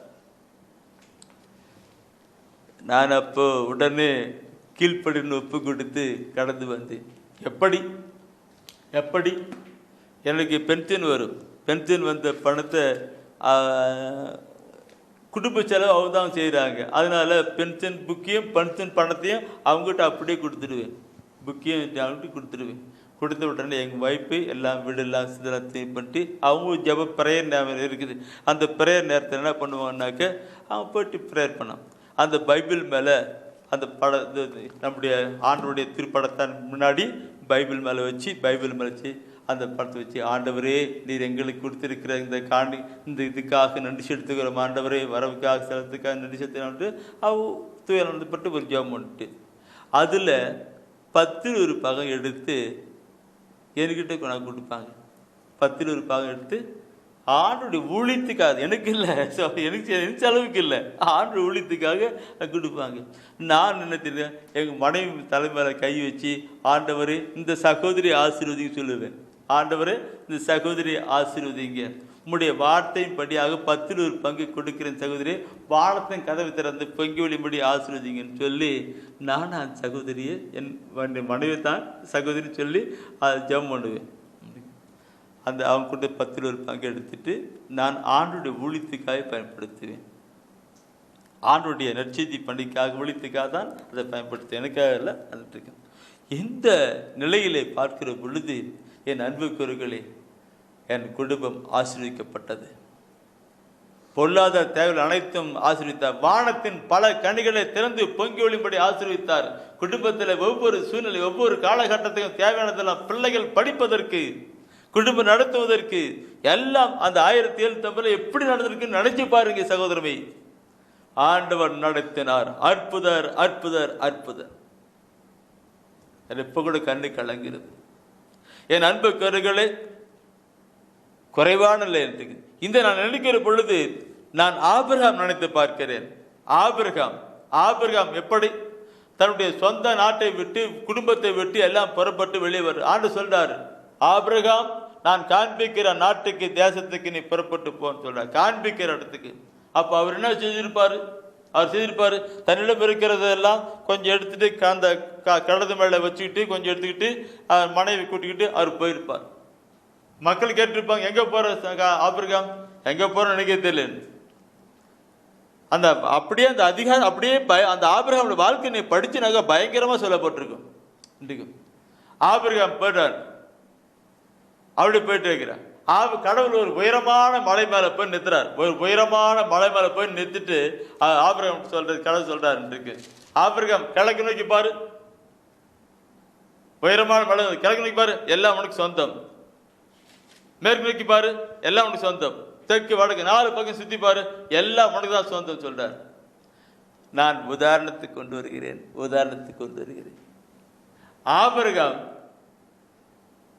ஆபிரகாம் சாதாரண நிலையில அவர் ஒரு ஆடு மேய்க்கிற மனிதர் தான். அவர் குடும்பம் ஆரம்பிக்கணும். அவர் சொல்லிருப்பார், ஆண்டவரே நான் இவ்வளவு இடம் நான் என்ன பண்ண போறேன், என்ன ஒரு 10 ஆட்டை கொடுங்க, நான் மேய்ச்சி பிழைச்சிக்கிறேன்னு சொல்லிருப்பார். அந்த 10 ஆட்டை அவர் கொடுத்துருப்பாங்க. என் அன்புக்குரியவர்களே, அந்த 10 ஆட்டில் ஒரு ஆட்டை ஆண்டவர் கொடுத்திருப்பார். ஆண்டவர் கொடுத்திருப்பார். இந்த கருத்தை நான் பார்க்கும் பொழுது ஏன் சொல்றேன்னாக்க, இன்னைக்கு தயவு செய்து தொடக்க நூல்ல 14ஆம் அதிகாரத்தில் 20ஆவது வசனம் படிக்கணும். சட்டம் வருவதற்கு முன்பாகவே தானாகவே கொடுத்த ஒரு மனிதர் தான் ஆபிரகாம். அவரவே கொடுக்கிறார். தொடக்க நூல்ல 14ஆம் அதிகாரத்தில் 20ஆம் வசனத்தை படிச்சு பாருங்க. அந்த வசனம் அடிப்பார வசனம். உன் எதிரிகளை உன்னிடம் ஒப்புவித்த உன்னத கடவுள் போற்றி போற்றி என்றார். அப்பொழுது ஆபிரகாம் எல்லாவற்றிலும் இருந்தும் அவருக்கு 10இல் ஒரு பங்கை கொடுத்தார். 10இல் ஒரு பங்கை கொடுத்தார். பாருங்க, தான் கொண்டு வந்தல எல்லாவற்றையும் 10இல் ஒரு பங்கை மெல்கிசேதேக் என்கிற அந்த வேதில் கொடுக்கிறாங்க. இந்த கருத்தை நான் கொண்டு வருகிறேன். ஆபிரகாம் மலை உச்சி மேல நின்றுட்டு கேட்டிருப்பார். ஒருவேளை உதாரணத்துக்கு கேட்டு 10 ஆட்டு கொடுத்திருப்பாங்க. 10 ஆட்டுல என்ன பண்ணிருப்பாரு, இவர் ஒரு ஆட்டு கொடுத்திருப்பார். அப்ப ஆண்டவர் என்ன பண்ணிருப்பாரு, பைபிள பார்க்கிறோம். மார்க் 10ஆம் அதிகாரம் 30ஆவது வசனத்துல படிக்க வேண்டாம், குறிச்சுக்கிடுங்க, குறிச்சுக்கிடுங்க. 10ஆம் அதிகாரத்துல 30ஆவது வசனம், மார்க் 10:30. என் பொருட்டும் நற்செய்தியின் பொருட்டும் யார் ஒருவர், என் பொருட்டும் நற்செய்தியின் ஒரு பொருட்டும் யார் ஒரு இழந்து விடுகிறார்களோ கொடுக்கிறார்களோ அவர்களுக்கு ஒன்றுக்கு இந்த இம்மையிலே ஒன்றுக்கு 100ஆக, இம்மையிலே ஒன்றுக்கு 100ஆகவும் மறுமையிலே முடிவில்லாத வாழ்வையும் பெறாமல் போகான் என்று உண்மையிலும் உண்மையாக உறுதியாக உங்களுக்கு சொல்லுகிறேன் என்று இயேசு சொல்லியிருக்கிறார். அப்ப பார்க்கும் பொழுது ஒன்றுக்கு 100 ஆணை இருக்கு. இப்ப ஒரு ஆடை கொடுத்தா அவர் என்ன பண்ணிருப்பாரு, 100 ஆடை கொடுத்திருப்பாரு இல்லைங்களா, ஒன்றுக்கு 100 கொடுத்திருப்பார். இப்ப 100 ஆடு வந்த உடனே ஆபிரகாம் என்ன பண்ணிருப்பாரு, 10 ஆட்டு அவர் கொடுத்திருப்பாரு. 10இல் ஒரு பங்கு 10 ஆட்டு கொடுத்திருப்பாரு. அவர் என்ன பண்ணிருப்பாரு, அப்ப 1000 ஆட்டு அவர் ஆட்டு திட்டுப்பாரு. இப்ப இன்றைக்கு இருக்கு, இப்ப 100 ஆட்டு எங்க இருக்கு. இப்படி பார்க்கிற பொழுது 10ல் 1 கொடுத்துட்டு மீதி 9 நிக்குது. அடுத்தது 100ல் 10 அனுப்பிட்டு 90 நிக்குது. இப்படியே கொடுத்து கொடுத்து கொடுத்து 2 பேருக்கும் போட்டி மேல போட்டி ஆகி போயிட்டு இருக்கும். கடைசியில் என்ன நடக்குது தெரியுங்களா, ஆபிரகாம் சொல்றாரு, ஆண்டவரே ஆடு மேய்க்கிறதுக்கு இடமே இல்லை. அவ்வளவு நிலை உண்டானது. சிந்திக்கான பெரியமாக்களே, ஆடு மேய்க்கிறது இடமே இல்லைன்னு சொல்லிட்டு அங்க பிரிக்கிறாங்க. கண்ணு கேட்ட அந்த நிலையில ஆடு மேய்க்க இடங்கள். இதை குறித்து நான் பார்க்கும் பொழுது அந்த ஆபிரகாமை குறித்து அவருடைய வேலைக்காரன் சொல்ற ஒரு வார்த்தை இருக்கிறது. ஒரு வேலைக்காரன் சொல்லுகிற ஒரு வார்த்தை இருக்கிறது. என்னது பார்த்தோம்னா 24ஆம் அதிகாரத்திலே 34-35 வசனம் சொல்லுகிறது. அப்பொழுது அவர், நான் ஆபிரகாமின் வேலைக்காரன், என் தலைவருக்கு ஆண்டவர் மிகுதியான ஆசி வழங்கி, என் கடவுள் ஆசீர் வழங்கி அவரை செல்வராக்கி ஆடு மாடுகளையும் பொன் வெள்ளியையும் வேலைக்காரிகளையும் ஒட்டகங்கள் கழுதையையும் அவருக்கு கொடுத்திருக்கிறார். பார்த்துக்கிட்ட பிரியமானவர்களே, வீட்டிலிருந்து புறப்படும் போது எப்படி புறப்பட்டார் மனுஷர், ஆனால் 10இல் ஒரு பங்கு அவர் கொடுக்கிற பொழுது கடவுள் எப்படி ஆசீர்வதித்தார் என்று பார்க்கிறோம். பெரியமாவுகளை அவரை பெரிய செல்வந்தாக்கி இருக்கிறார் என்று வேலைக்காரன் சொல்றார். பெரிய செல்வந்தாக்கிறேன் சொல்லியிருக்கிறார். நம்மளை ஆசீர்வதிக்கிறது தான், வானத்தின் பல கனிகளை திறந்து பொங்கி ஒளிம்படி ஆசீர்வதிக்கிறது தான் சொல்லப்பட்டிருக்கிறது. நாம் ஆண்டு கொடுக்கணும். நாம் சில வேளையில நினைக்கலாம், இதுல பழைய ஏற்பாட்டில் சொல்லப்பட்டதானே, புதிய ஏற்பாட்டில் அப்படி இல்லைன்னு சொல்லக்கூடாது. புதிய ஏற்பாட்டிலும் சொல்லப்பட்டிருக்கிறது. இந்த ஆபிரகாமை குறித்து சொல்லுகிற பொழுது எபிரேயர் திருமுகத்தில் 7ஆம் அதிகாரத்தில் 2வது வசனம் சொல்லப்பட்டிருக்கிறது. ஆபிரகாம் அந்த காலத்தில் இப்படிதான் கொடுத்தாரு, அதே போல நீங்களும் கொடுங்க என்று எபிரேயர் திருமுகத்தில் சொல்லப்பட்டிருக்கிறது. குருக்கள் வாங்கணும் சொல்லப்பட்டிருக்கிறது. பார்க்கணும். பழைய ஏற்பாட்டில் மட்டும் இல்லை, புதிய ஏற்பாட்டில் சொல்லப்பட்டிருக்கு, நிறைய இருக்குது. அதை பற்றி நிறைய சொல்ல நினைக்கும். ஆபிரகாம் கடவுள் 10இல் ஒரு பங்கு கொடுத்தார். சட்டம் வருவதற்கு முன்பாகவே ஆபிரகாம் செய்தார். அதனால் ஆபிரகாமை கடவுள் ஆசீர்வதித்து நிறைய செல்வத்தை கொடுத்தார். என் வாழ்க்கையை நான் சொன்னேன், அனுபவத்தை சொன்னேன். இங்க ஆபிரகாமை அதுக்கு எடுத்துக்கிட்டேன். ஆபிரகாமுடைய பேரன் ஆபிரகாம் மகன் ஈசாக், ஈசாக் மகன் யாக்கோப்பு. யாக்கோப்பு ஒரு வேலை செய்கிறார். யாக்கோப்பு என்ன பண்றாருனாக்க அவனுடைய அண்ணனுக்கு பயந்துக்கிட்டு புறப்பட்டு போறார். வெறும் கையில ஒரு கோலும் கைத்தடியுமா போட்டிருக்கிறார். போகும்போது வழியில் என்ன பண்றாருனா அண்ணனுக்கு பயந்துக்கிட்டு புறப்பட்டு போறார். லாமான் வீட்டுக்கு போறார், மாமா வீட்டுக்கு போறார். போகும்போது வழியில ஒரு மரத்தடியில அப்படியே கல்லுக்கு தலையை வச்சு படுத்துக்கிட்டு இருக்கிறார். கடவுள் ஒரு காட்சி கண்டார். ஒரு ஏணி வானத்துக்கு போய் இருக்க மாதிரி. அந்த இடத்துல அந்த யாக்கோப்பு ஒரு பொருத்தனை பண்ணுகிறார். அந்த இடத்துல என்ன பொருத்தனை பண்ணுகிறார் பார்ப்போம்னால், ஆண்டவரே, நான் ஒன்றும் இல்லாமல் நான் சென்று கொண்டிருக்கிறேன். நான் பரிவாரத்தோடு கூட ஆசீர்வாதத்தோடு கூட நான் திரும்பி வருவேன் என்றால் இங்கே 10 பங்கை நான் கொண்டு வந்து செலுத்துவேன் என்று அங்கு பொருத்தனை பண்ணுகிறார். நீங்க பார்ப்பன பிரியமாவுக்குள்ளே அதுல இதுல தொடக்க நிலையில தான் அதுல 28ஆம் அதிகாரத்தில் இருக்கும். 28ஆம் அதிகாரத்தில் 22ஆம் வசனம் நினைக்கிறேன். அதுக்கு 28ல 22 குறிச்சு வச்சுக்க, அப்புறம் பாருங்க, அதுதான் இருக்கணும். 28ல 22. அப்படி யாக்கோப்பு அங்கே சொல்லுகிறார், ஆண்டவரே, நான் இங்க இந்த நல்லபடி திரும்பி வந்தனா பரிவாரத்தோட வந்தனா நான் இங்க வந்து 10 பங்கு கொடுக்கிறேன். என் அன்புக்குரியவர்களே, நடப்பது என்ன? நடப்பது என்ன? யாக்கோப் லாமான் வீட்டுக்கு செல்லுகிறார். லாமான் வந்து ஒரு மோசமான, அதாவது ஒரு குறுகலான மனிதன், ஒரு கஞ்ச பிசினாரின்னு சொல்லலாம். கஞ்ச பிசினாரி, மற்றவர்கள் ஏமாத்துற ஒரு கஞ்ச பிசினாரி சொல்லலாம். அப்படிப்பட்ட ஒரு மனிதன். நன்றிக்கு லாமான் வீட்டில் போயிட்டு யாக்கோப்பு வேலை செய்து ஆடு மேய்த்து கொண்டிருக்கிறார். லாமான் சொல்லுகிறார், லாமான், நீ ஆட்டை மேய், அந்த ஆட்டை மேய்ச்சினாக்க உனக்கு நான் குட்டிலாம் உனக்கு அந்த கருப்பு குட்டி போட்டா உனக்கு கொடுத்துனான். கருப்பு குட்டி போடுறது இல்லை, கருப்பு குட்டி போடவே போடாது. ஏதோ போட்டா 1-2 கொட்டி தான் போடும். லாமான் கிரிமினல் அவன் சொல்றான், கொட்டி போட இருக்கு 2 இருக்கு. ஆண்டவர் சொல்றாரு, பூவரச மரத்தை வெட்டு, அதை அப்படி பட்டியல போட்டு இருக்கு. கருப்பு குட்டி அந்த ஆட்டு பட்டியல போட்டுறான். குட்டி போட்டது இல்லாம கருப்பு குட்டியா போடுகிறது, கருப்பு குட்டியா போடுகிறது. லாமான் வந்து பார்க்குறான், என்ன இது? யாக்கோப் ஆச்சரியப்படுகிறான். கொஞ்ச நேரம் முடிச்சோடனே, சரி லாமான், இது யாக்கோப்பு, கருப்பு குட்டி போட்டா எனக்கு, வெள்ளை குட்டி போட்டா உனக்குன்னு சொல்லுகிறார். ஆண்டு சொல்றாரு, மரத்தை எடுத்து பட்டையை தீவிட்டு வெள்ளையா போடுறான்னு சொல்றாரு. பட்டை என்ன தெரியுது, எல்லாம் வெள்ளை குட்டியா போட்டுக்கிறது. அப்ப லாமான் பார்க்கறது என்ன, வெள்ளை குட்டி இன்னைக்கு, வெள்ளை குட்டி இன்னைக்கு. அடுத்து நீ பார்க்கிறோம் பிரியமானவர்களே, இது திருப்பி லாமான் பார்க்கிறோம். அப்போ பார்க்கிறோம் கருப்பு குட்டியே வந்துருச்சு, வெள்ளை குட்டியே உனக்கு வந்துருச்சுன்ட்டு. அப்ப லாமான் ஒரு கிருமி மனிதனே அவன் சொன்னான், யாக்கோப்பு, கருப்பு குட்டி போட்டாலும் எனக்கு, வெள்ளை குட்டி போட்டாலும் எனக்கு, கருப்பும் வெள்ளையும் போட்டா உனக்குன்னு சொல்றாங்க. அப்ப ஆண்டு சொல்லான்றிருக்கு, பூவரச மரத்தை வெட்டு, கொஞ்சம் பட்டை எடு, கொஞ்சம் பட்டை எடுக்காத, கொஞ்சம் பட்டை எடுக்காத போடுறான்னு சொல்றாரு. கருப்பு வெள்ளை குட்டி போட்டதெல்லாம், ஆட்டு குட்டி போட்டதெல்லாம் கருப்பு வெள்ளையா போடுகிறது. என் அன்புக்குரியவர்களே, பார்க்கணும். லாமானுடைய நிலையெல்லாம் எடுத்து யாக்கோப்பு கொடுத்தார். ஆண்டவர் ஆசீர்வதித்தார். 10 பங்கு நான் கொண்டு வந்து கொடுப்பேன் என்று சொன்னார். நான் பொருத்தனை பண்ணான். கடவுள் எப்படி ஆசீர்வதித்தார் பார்க்கணும். ஆசீர்வாதம் இது நண்பரை வாழ்க்கையில் என்னுடைய சாட்சியை சொன்னேன், ஆபிரகாம் சொன்னேன், யாக்கோப்பிட்ட சொன்னேன். அது மாத்திரமல்ல, என் வாழ்க்கையில் நடந்த ஒரு நிலை இருக்கும். எங்க ஊர்ல ஒரு வயதான ஒரு பாட்டி, வயதானக்க அல்லதுக்கும், அவங்க தெருவில் காய்கறி வித்து இருந்தவர்கள். காய்கறிலாம் தக்காளி பழம் காய்கறி வித்து தெருவில் வித்துட்டு இருந்தார்கள். நான் இப்படியெல்லாம் இறைவசன 10 பங்கு படிப்பதை பற்றி நான் சொல்லிக் கொண்டிருந்தேன். அந்த தாயானவள், சகோதரி தாய், என்னை விட மூத்தவங்கள்ல. அப்போ அவங்க என்ன பண்ணாங்கன்னாக்கி, அன்றைக்கு அவங்களுக்கு வர வருமானத்துல 10 பங்கு இன்றைக்கு ஒரு பையில தோப்பன்னு சொல்லுவாங்க, தோப்ப பையன்னு சொல்லுவாங்க, அந்த பையில போட்டு வந்து இன்றைக்கு போய் கொடுப்பாங்க இருக்கு. நானும் ஆண்டவரே, எளிய நிலையில இருக்கிற இவங்க, நெருக்கமான வாழ்க்கை வாழ்கிற இவங்க உமக்காக கொடுக்குறாங்க. ஆண்டவரே, நீங்க எப்படி ஆசீர்வதிக்கணுமோ அப்படி ஆசீர்வதிக்கணும்னு சொல்லிட்டு நானும் ஜெபத்தோடு கொண்டு வாங்கினேன். என் அன்பு குருகளே, காலம் கடந்து வந்தது.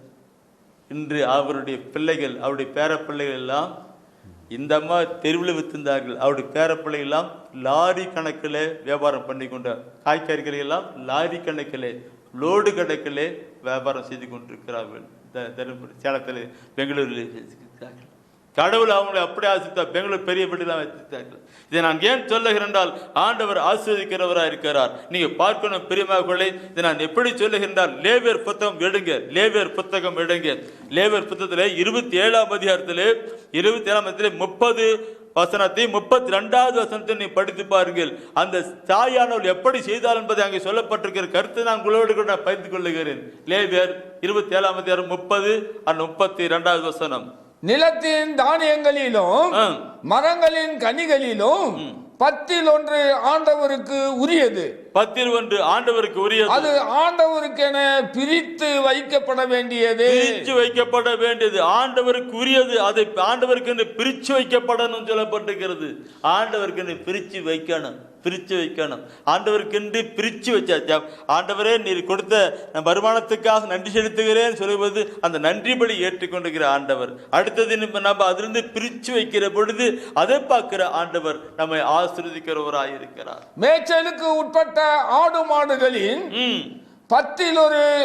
10 ஆண்டவருக்கென பிரித்து வைக்கப்பட வேண்டும்.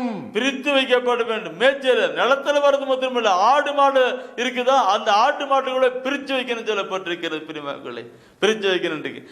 பிரிமானவர்களை ஆண்டவருக்கு என்று பிரிச்சு வைக்கணும். இந்த பிரிச்சு வச்சு ஆண்டவருக்காக கொடுக்கணும் என்று நான் சொல்லுகிற பொழுது என் பிரியமாவுகளை அந்த சகோதரி பிரதர் எப்படி அங்கேன்னு சொன்னேன். இதை நான் பார்க்கிற பொழுது இந்த இனச்சட்டம் எடுங்க, இனச்சட்டம் எடுங்க, இனச்சட்டத்தை எடுங்க. இனச்சட்டத்தில் 14ஆம் அதிகாரத்தினுடைய தலைப்பு, அந்த 14ஆம் அதிகாரத்தில் 22 அந்த வசனம் தொடக்கமாக இருக்கும். 14ஆம் அதிகாரத்தில் 22ஆம் வசனம் தொடக்கமாக இருக்கு. 22, 22 இருக்கும். அதில் தலைப்பு பாருங்க என்ன சொல்லிருக்கு. 10 பங்கு கொடுக்க வேண்டிய சட்டம் என்று சொல்லப்பட்டிருக்கும். அப்படி இருக்குல்ல, கரெக்ட், அதுதான். அப்படி அந்த 22ஆம் வசனம் படிங்க. ஆண்டுதோறும் உன் நிலத்தில் விளையும் எல்லா பலன்களிலும் 10 பாகத்தை பிரித்து எடு. பிரித்து எடு, 10 பங்கு பிரித்து எடு. அது சொல்லு. அதுக்குன்னு அப்படியே கொண்டு வராங்க. அதை உன் கடவுளாகிய ஆண்டவர் தேர்ந்தெடுக்கும் இடத்திலே, உன் கடவுளாகிய ஆண்டவர் தேர்ந்தெடுக்கின்ற இடத்திலே அதை நீ போய் கொடு செடுத்துன்னு சொல்லப்பட்டிருக்கும். அந்த வசனம் 22ஆம் வசனம் மட்டுமல்ல, அந்த 25ஆம் வசனத்துல 25ஆம் வசனத்துல வித்தியாசம் சொல்லப்பட்டிருக்கும். என்ன சொல்லப்பட்டிருக்கும்? ஒருவேளை நீ கால்நடை வச்சிருக்கிற, அந்த கால்நடையெல்லாம் கொண்டு போய் சேர்த்த முடியுமா? அப்ப முடியாது. அதெல்லாம் வித்து அந்த பணத்தை கொண்டு போயிட்டு, அந்த 10 பங்கு ஆட்டுக்காலை வித்துட்டு அந்த பணத்தை கொண்டு போயிட்டு உன் கடவுளாகிய ஆண்டவர் தெரிந்தெடுக்கும் இடத்திலே அதை போய் கொடுன்னு சொல்லப்பட்டிருக்கிறது. என் அன்புக்குரியவர்களே, பைபிள்ல ஆண்டவர் சொல்லுகிற வார்த்தை தேர்ந்தெடுக்கிற இடம் என்ன தேர்ந்தெடுக்கிற இடம். என் அன்புக்குரியவர்களே, கடவுள் தேர்ந்தெடுக்கிற இடம் உண்டு, நபர் உண்டு, ஊழியம் உண்டு, நிறுவனம் உண்டு. ஆண்டவர் தேர்ந்தெடுக்கிற நபர், ஊழியம், நிறுவனம் உண்டு. இப்ப தியான மையமெல்லாம் இருக்கிறது. ஆத்மாக்களை கொண்டு வருகிற ஒரு தியான மையம் இருக்கின்றது. மக்கள் மனமருந்தும் ஒரு ஏழை எளியவர்கள், அனாதை கைவிடப்பட்டவர்கள் உண்மையாக வாழ்ந்து கொண்டிருக்க அவங்களுக்கு எல்லாத்திலும் மேலாக இந்த காலகட்டத்திலே, இந்த இறுதி காலகட்டத்திலே நற்செய்தி அறிவிப்பு, இந்த நற்செய்தி அறிவிப்புக்கு மிக முக்கியமான காரியங்கள் இருக்கிறது. ஆண்டவர் தேர்ந்து கொள்ளப்பட்ட இடம். நீ ஜெபம் பண்ணுங்க. அந்த ஜெபம் பண்ணிடும் போது ஆண்டவர் தேர்ந்து கொள்ளப்பட்ட இடத்தை தூய ஆவியான உங்களுக்கு ஊத்தி காட்டுவார். அங்கே நீங்க கொடுங்க, அது உங்களுக்கு ஆசீர்வாதமாய் மாறும். ஆசீர்வாதமாய் வானத்தின் பழக்கணைகளை திறந்து பங்குலிமடி ஆசீர்வதிப்பார். நாம் ஜெபிப்போம். அன்பின் ஆண்டவரே, நீர் எதையெல்லாம் சொல்ல சொன்னீரோ அதையே நான் சொல்ல இருக்கிறேன். உம்முடைய வார்த்தைகளை கடைபிடித்து செயல்படுகிற ஒவ்வொரு நீர் ஆசீர்வதிப்பீராக. கொடுங்கள் உங்களுக்கு கொடுக்கப்படும், அமுக்கி குளிக்கும் மடியிலே சரிந்து விழும்படி நான் போடுவேன்னு சொல்லுகிறவர். அப்படியே நீங்க செய்யுங்க.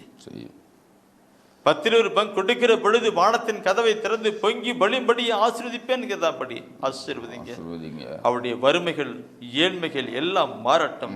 கடன் பிரச்சனை எல்லாம் மறைந்து போகட்டும். அப்படின்னு அற்புதம் செய்வதற்காய் நன்றி செலுத்துகிறேன் சுவாமி, நன்றி செலுத்துகிறேன். வாழ்க ஆண்டவரும் உடனே, பெண்களிலே நீர் பேரு பெற்றீரும் மகனும் வாழியவே. பரிசுத்த மரியாயே எங்கள் பரமனின் தாயாரே, பாவிகள் எங்களுக்காய் பரமனை மன்றாடும். இப்போதும் நீர் மன்றாடும், எப்போதும் நீர் மன்றாடும். தீமை தேவைகள் நெருங்கையிலே பரமனை மன்றாடும் மரணம் வருகையிலே எம்மை தாங்கும் அம்மா.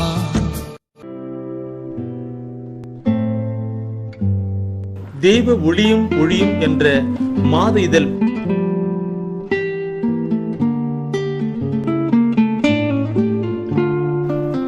எமது டிவைன் ஊழியத்தின் வழியாக வெளியிடப்படும் தேவ ஒளியும் ஒளியும் என்ற மாத இதழ் பெற வேண்டும் என்றால் சரியான முகவரியை அனுப்புங்கள். புத்தகங்கள் அனுப்பி வைக்கின்றோம். எங்கள் ஊழியங்களுக்காக ஜீவியுங்கள். ஆண்டவர் உணர்த்துகின்ற காணிக்கையால் தாங்க.